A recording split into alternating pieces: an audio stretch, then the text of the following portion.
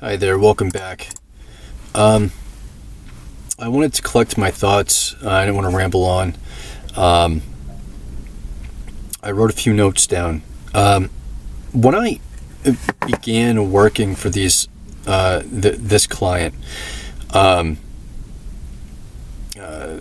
of full time, I also had begun working on a construction crew.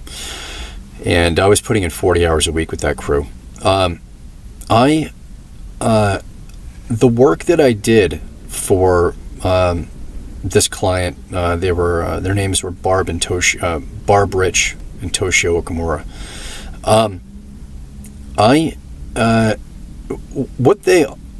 What working for them allowed me was to work a whole lot of hours.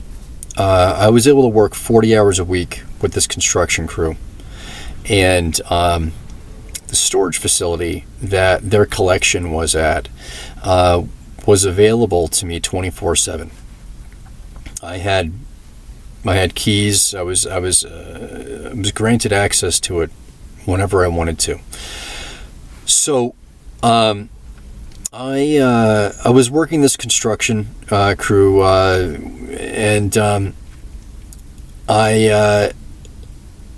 and they weren't paying me much. Man, the guy, I was getting stiffed left and right. This guy, I found him on Craigslist, I think, and I started working for him. We agreed at $15 an hour, and the first week he paid me $100 less than he was supposed to, and his story was, whatever. He didn't have the money, and I allowed it. I didn't have any other options. It had been very, very difficult for me to get work. So at that point, I was making closer to about $12 an hour with him, something like that. Working for these other folks allowed me to get in about 100 hours a week. My work day would look like this. I would get up around 6 in the morning, get ready, drive out to the construction site, get out of there around 4:30 or so, and then drive to the storage unit and work there until about 2 or 3 in the morning. And I was getting very, very little sleep. It wasn't sustainable, but I really needed money. I had a lot of catching up to do. I'd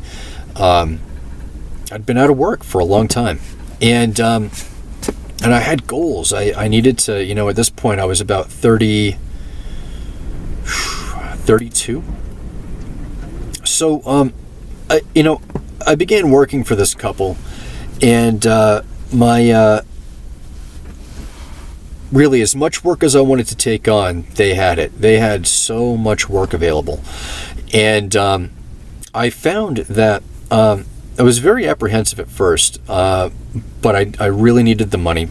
My apprehension originated from the fact that the husband, Toshio, I had found out he was a banker. He was one of the high-level executives at the Tokyo branch of Goldman Sachs, and I had harbored a lot of resentment for the banking industry because it was I don't really know that I need to say why, but also it had resulted in my becoming unemployed, and the economy was in shambles, and they were getting massive amounts of bailout money. They weren't lending money. I had also found that my client, personally, was a recipient of some of that bonus money. On top of the millions of dollars he would get as a salary, he received, a bonus check. It's our tax dollars. So, as angry as I was about that, I thought, maybe this guy found himself in a situation where he worked for this bank, and as was making excuses for him, and I was trying to humanize him. I was, thinking, well, what if he found himself in this situation and this money was going to be paid to him regardless? Maybe he feels bad about the state of affairs, and he can't turn down, tens of millions of dollars extra as bonus compensation. What's the man to do? So, I continued working for them, and I was putting in a lot of hours. I was really, and none of this was over. I wasn't getting any overtime. So 100 hours a week at, 40 of it was, let's say about $12 an hour for this construction crew. And then the other was about $15 an hour with my client. Amounted to, if we had taken overtime into consideration, I was probably making closer to about $9 an hour, $8 or $9 an hour. And I was receiving no benefits or anything like this, but I was making some money. I very, very much, I was desperate to get myself out of this hole and buy some land and buy a home or build a home. I wanted to build a home. So that's kind of the situation. I want to, I'll pick up where I had left off in the previous video, which was, got some sun coming in here somewhere. Sorry. In the previous video, I was developing a website. That was the strategy to sell our collection. Now, I was also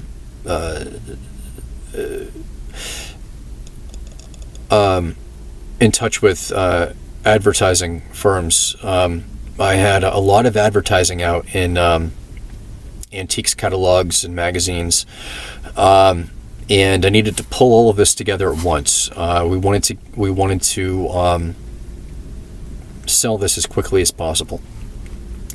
It was I was devoting a lot of my time, and I was getting paid very, very little. And the reason I did this was because that payout at the end, that 10%, was going to afford me the ability to have some negotiating power with these people. If they wanted me to do more work for them, I was no longer going to be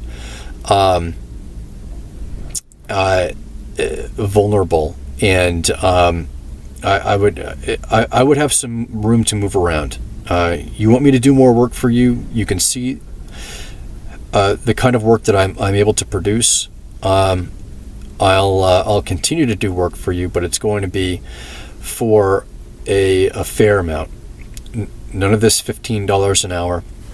They had also asked me to build them a boat at one point, and I would have and I would have done that. I would have gladly done that.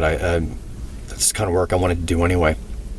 And what I would have done was I would have established a price for the boat, and once we determined the design they want, the boat that I'm going to build for them, I would make sure that I get paid.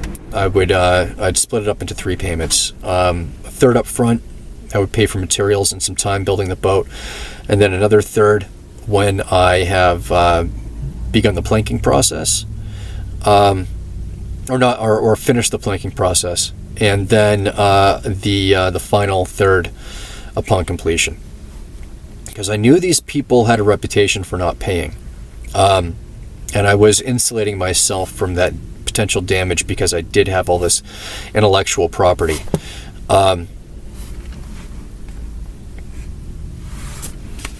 Where's that light coming from? There we go. Found it. It's a reflection. I want to point out also that at one point they had all sorts of work to do, and I could have been working nearly 24/7 all year round. When I really got into the swing of things, the wintertime was the best time for me to do work for them, because my work would dry up. I was starting to do my own thing, and the work would dry up, and it'd become more available in the spring and summer. So I explained to them that, and because they had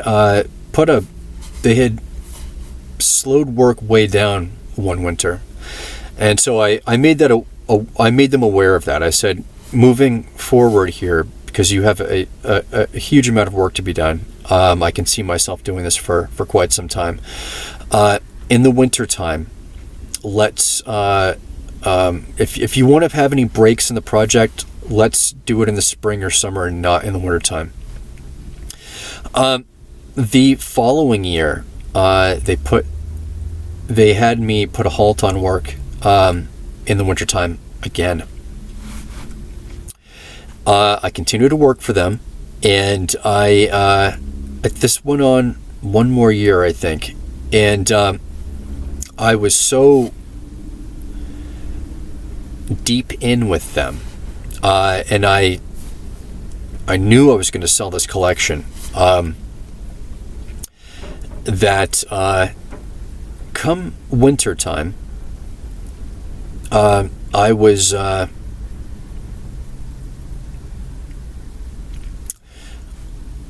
I had finished the website, and I think we got it active, and I had all the advertisement done. There was more work to do, and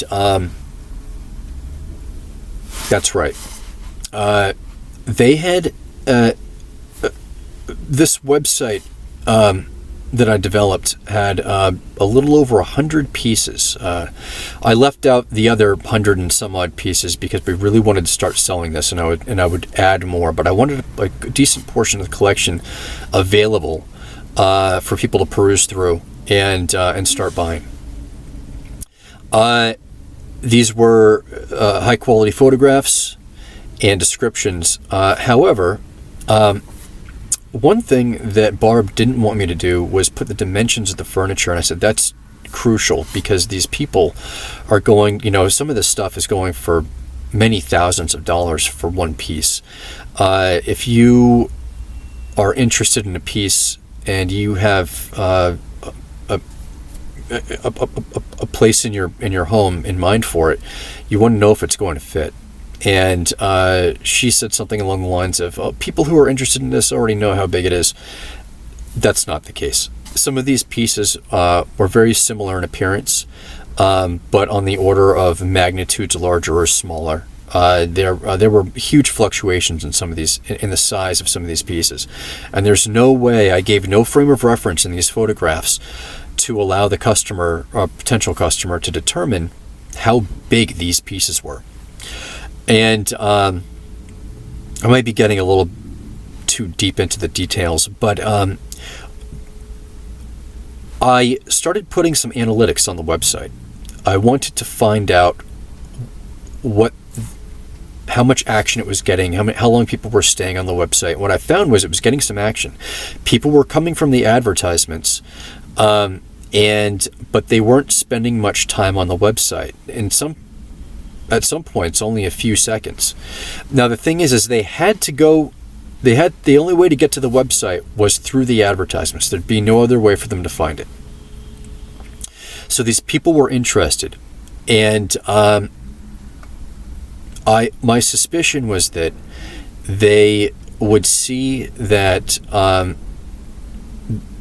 there's no description of this. There's no telling how big this furniture is, and they would immediately opt to just buy it somewhere else, a place that allowed them to get all that information that they needed to make an informed buying decision. So I was discouraged by this. I wanted to fix that.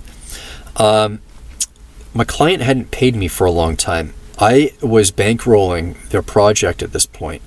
and I was running out of funds. Now, this isn't the first time this sort of thing necessarily happened. I would generally stagger my invoices depending on what portion of a particular part of the project that I was in. There were different reasonings for when I would send an invoice, and sometimes it would be for, only a couple thousand, or sometimes it'd be for $6,000 or $7,000 or something like that. But they always paid. However, at this point, they had I was actually on them about the money, and I'd never had to do that before. And they were saying that the check must have got lost in the mail.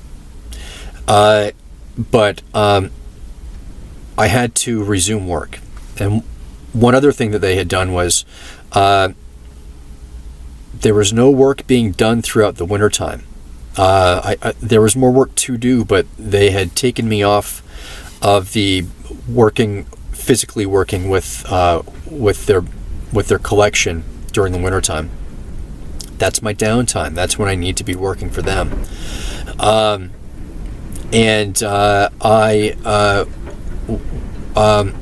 Come spring, I had a project lined up. And all of a sudden I got a phone call from Barb saying she has someone coming in from California to appraise the collection. I need to make myself available for this chunk of time. And he was flying right in. This was going to happen real soon. I at that point was bankrolling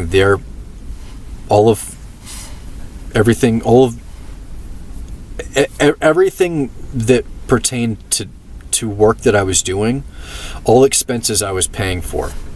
I had not received payment yet, and I kept getting the same excuse, which is the check must have been lost in the mail. I'll get right on it.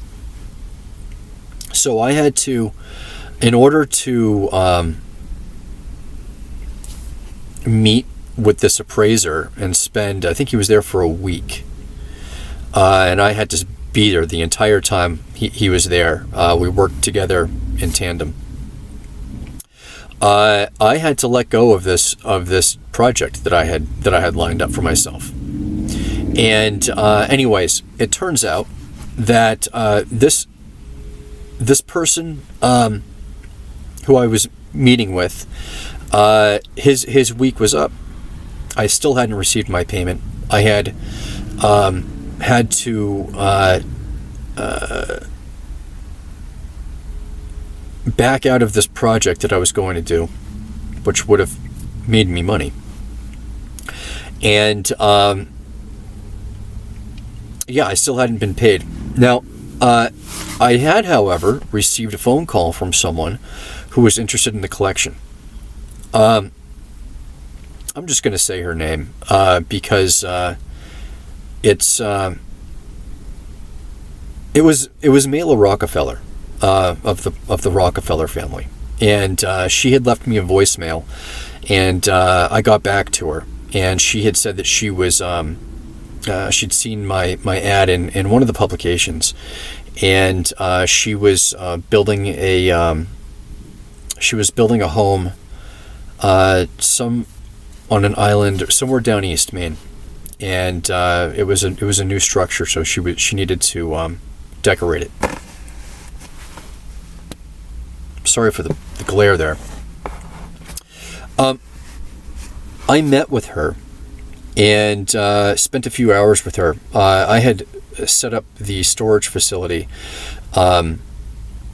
like a gallery, because I had anticipated, I had wanted to make it like a gallery so that folks that wanted to come in and take a look at the collection in person were able to do that. She was the only one I had spoken to. This website was not, the traffic that was getting to the website, those folks weren't staying long and no one was buying anything. So this was my one ticket to sell some stuff. And she stayed there for a while and handpicked a lot of things. She ran out of time, And the plan was when she made it back up in a few weeks, we would finalize the sale. Over the course of the next, so I was supposed to meet with her in a few weeks. She called me back to meet up one day, but what had transpired in between the time that I had met with her and the time that we were supposed to meet again and finalize that sale was my client had locked me out of the storage facility. She had not paid me. I had equipment in there, and she had locked me out. At this point, I hadn't spoken to her in, I don't know, maybe weeks or something like that. Wasn't uncommon during a downtime to maybe not hear from her and then get a flurry of emails. I've had over 100 emails from her in one day, and then I've gone, weeks without a single one. Just the nature of it, I guess. I could not reach her. I tried phoning her on all of the phone numbers that I had for her. All of the emails that I had for her, I had 2 or 3. Couldn't reach her. I had done some work with her brother. Her brother was a judge in the city of Portland, where I lived. So I'd met with him a few times for different reasons involved in Barb's affairs. He didn't want any part of it. He knew who I was. We had met a handful of times, but he didn't. I suspect that he knew exactly what his sister was like, and he just didn't want to get involved in. He didn't want to get involved with it, and all I wanted from him was to know, like, what was up. Was she okay? Was what? If he knew anything about this, could get no information from him. He did hint something, and I forget what it was, but essentially, he wanted no part of it. I eventually did hear from her after many, many weeks of desperately trying to contact her. I was nearly about to lose everything. My rent was coming due. I had no money.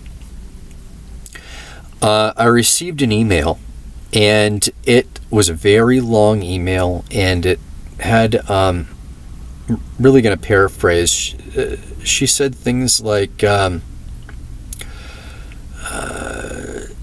only way I'm going to get my payment is if I admit to, and she had in that email a list of things that I had done, according to her. And these things involved, she said, I had told her I had a bunch of equipment in the storage unit, and she said, well, that's not the first time that we've had this problem, is it? She's so out of touch, she doesn't realize that I'm working with her collection day in and day out. Yeah, I have equipment there. I have all sorts of equipment. Photography equipment, cleaning equipment. I unload my own equipment that's in my truck in order to put their trash for dump runs. They generate so much trash. It's unbelievable how much trash, because they have hundreds and thousands of wrapped up items that have, that had to be unwrapped. Anyway, and then she mentioned something about unsanctioned work or something like that. No idea what that could possibly even mean.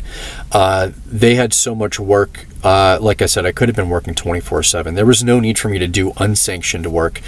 And I detailed my invoices that there. What it all appeared to me to be was a way for her to justify not paying me.